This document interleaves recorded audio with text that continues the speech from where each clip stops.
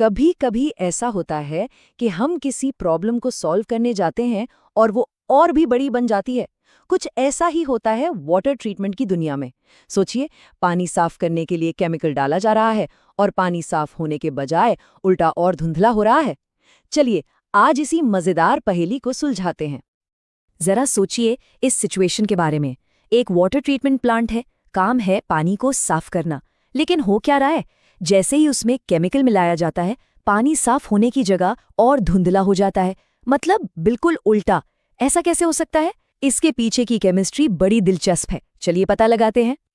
तो किसी भी प्रॉब्लम को सॉल्व करने का पहला रूल क्या है? पहले उसे ठीक से समझना। तो चलिए सबसे पहले देखते हैं कि इस क्लैरिफायर में गड़बड़ असल में है क्या, मतलब उम्मीद क्या थी और हो क्या रहा है। तो ये है असली कहानी। एक तरफ चाहिए था बिल्कुल साफ पानी जिसका पीएच लेवल 11 से कम हो, और दूसरी तरफ मिल क्या रहा है? धुंधला गंदला पानी, और पीएच लेवल आसमान छू रहा है सीधा 12 पर। ये कोई छोटी मोटी गड़बड़ नहीं है, ये एक बड़ा रेड अलर्ट है कि प्रोसेस में कुछ बहुत बड़ी फंडामेंटल गलती हो रही है। अच्छा, अब प्रॉब्लम की जड़ तक पहुंचने के लिए हमें बिल्कुल शुरुआत में जाना होगा। जिस पानी को ट्रीट किया जा रहा है उसकी हार्डनेस पता है कितनी है? 1300 मिलीग्राम प्रति लीटर। अब आसान भाषा में इसका मतलब है कि ये पानी बहुत बहुत ज्यादा खारा है, और इसी खारेपन को हटाने के लिए तो ये सारा तामझाम किया जा रहा है। तो अब शुरू होती है असली जासूसी। आखिर गड़बड़ हुई तो हुई कहाँ? और इसका जवाब छिपा है एक खास केमिकल की ओवरडोजिंग में। जी हाँ, ओवरडोजिंग मतलब जरूरत से बहुत ज्यादा इस्तेमाल कर लेना।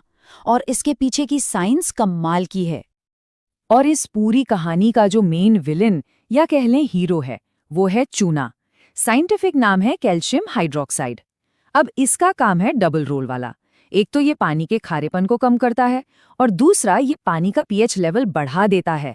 और बस इसी दूसरे काम में ही सारा खेल छिपा है। तो देखिए ये चेन रिएक्शन काम कैसे करता है। जैसे ही जरूरत से ज्यादा चूना पानी में जाता है, बूम, पीएच का मीटर 11 की लिमिट को तोड़कर सीधा 12 पर पहुंच जाता है। और इतने हाई पीएच पर क्या होता है? कैल्शियम कार्बोनेट के छोटे छोटे कण बनने लगते हैं। लेकिन प्रॉब्लम यह है कि वो बहुत तेजी से और इतने छोटे साइज में बनते हैं कि वो नीचे बैठ ही नहीं पाते। और यही है सारी मुसीबत की जड़। एक एक्सपर्ट ने इससे बहुत सीधे शब्दों में समझाया है। वो कहते हैं ये महीन कण सेटल नहीं होते, वे ओवरफ्लो में बह जाते हैं। मतलब साफ है, पानी धुंधला इसलिए है क्योंकि ये नन्हे नन्हे पार्टिकल्स क्लैरिफायर की तली में बैठने के बजाय साफ पानी के साथ ही बाहर निकल जाते हैं। तो अब जब हम जान गए हैं कि दुश्मन कौन है और वो काम कैसे कर रहा है, तो सवाल उठता है कि इसे ठीक कैसे करें। घबराइए नहीं, इसका एक बहुत सीधा और सिंपल 3 स्टेप का एक्शन प्लान है। तो समाधान के लिए ये 3 काम तुरंत करने हैं। स्टेप 1, केमिकल की डोज यानी चूना और सोडा फौरन कम कर दीजिए। स्टेप 2, बढ़े हुए पीएच को नीचे लाना है। इसके लिए कार्बन डाइऑक्साइड या फिर किसी माइल्ड एसिड का इस्तेमाल बहुत सावधानी से करना होगा। और स्टेप 3, एक खास तरह का एनायनिक पॉलीमर मिलाना है। अब ये पॉलीमर क्या करेगा? ये एक चुंबक की तरह उन छोटे छोटे कणों को आपस में चिपकाकर बड़े और भारी गुच्छे बना देगा, जिन्हें फ्लॉक्स कहते हैं। और एक बार वो भारी हो गए तो वो आराम से नीचे बैठ जाएंगे। जरा इस चार्ट पर नजर डालिए। ये साफ साफ दिखा रहा है कि मामला कितना बिगड़ चुका है। एक तरफ है हमारा प्रॉब्लम पीएच जो 12 पर है, और दूसरी तरफ है हमारा टारगेट जो 10.2 से 10.8 के बीच होना चाहिए था। ये कोई 1-2 इंच का फर्क नहीं है, सिस्टम अपने रास्ते से पूरी तरह भटक चुका है। तो ये तो हो गई फौरी राहत की बात।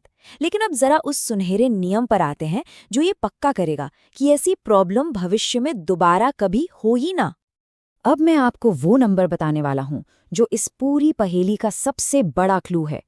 याद है, पानी की हार्डनेस थी 1300 मिलीग्राम प्रति लीटर।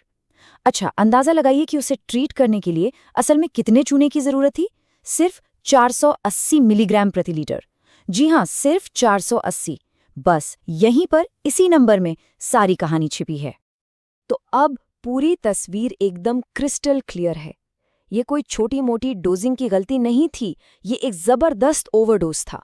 असल में जितनी जरूरत थी उससे कहीं ज्यादा केमिकल इस्तेमाल हो रहा था, और इसी वजह से पूरा का पूरा सिस्टम कंट्रोल से बाहर हो गया। तो इससे हमें भविष्य के लिए क्या सबक मिलता है? बस 3 गोल्डन रूल्स याद रखने हैं। पहला, कभी भी अंदाजे से काम मत कीजिए। हमेशा लैब में एक जार टेस्ट करके सही डोज का पता लगाइए। दूसरा, सेटलिंग में मदद करने वाले पॉलीमर्स का समझदारी से सही मात्रा में इस्तेमाल कीजिए। और तीसरा और सबसे ज़रूरी, पीएच लेवल पर बास की तरह नज़र रखिए। उसे कभी भी टारगेट रेंज से बाहर मत जाने दीजिए। और आखिर में एक एक्सपर्ट का ये यादगार सारांश, जो वाटर ट्रीटमेंट केमिस्ट्री का गोल्डन रूल है, ये एक मंत्र की तरह है। सही डोज, सही पीएच और सही सेटलिंग एड, इन तीनों को सही रखिए और आपका सिस्टम एकदम परफेक्ट काम करेगा। और हम आपको इसी सवाल के साथ छोड़कर जा रहे हैं। ये पूरा मामला हमें दिखाता है कि केमिकल प्रोसेस में लगभग सही जैसा कुछ नहीं होता, यहाँ परफेक्शन ही सब कुछ है। तो सोचिए, किसी भी टेक्निकल प्रोसेस में लगभग सही होने की या सटीकता से थोड़ा सा भी चूक जाने की असली कीमत क्या हो सकती है? ये एक बहुत ज़रूरी सवाल है जिसके बारे में सोचना चाहिए।